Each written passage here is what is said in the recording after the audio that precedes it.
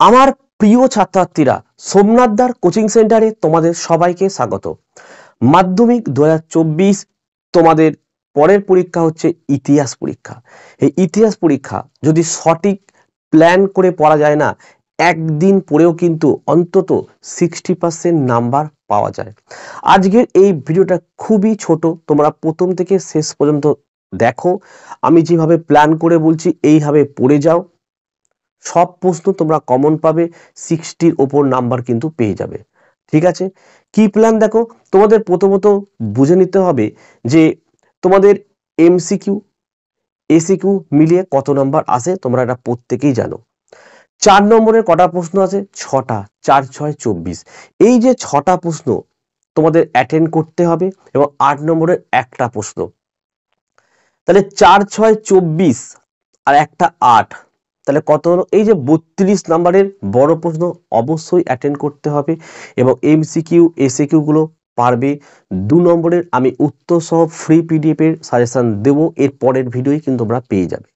তাহলে বড় প্রশ্নগুলো তোমরা অ্যাটেন্ড কিভাবে করবে দেখো। 4 6 24 4টে উপবিভাগ থাকবে, সেখান থেকে প্রতিটি উপবিভাগ থেকে একটি করে 4 নম্বরে লিখতেই হবে এটা।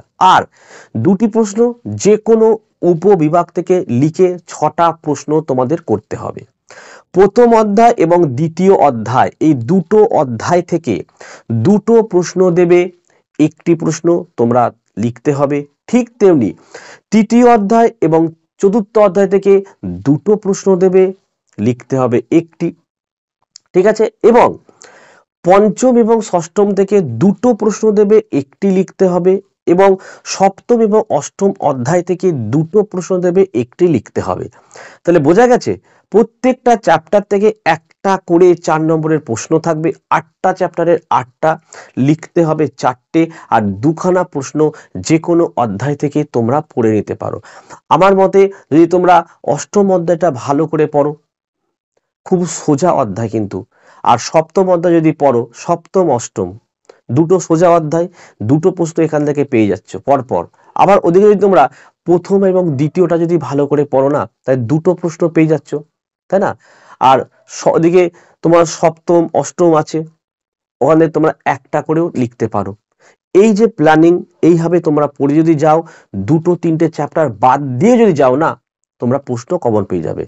এবং 8 নম্বরের যে সাজেশনটা আমি দেব, পড়ে যাও 3টি প্রশ্ন শিওর কমন আসছে।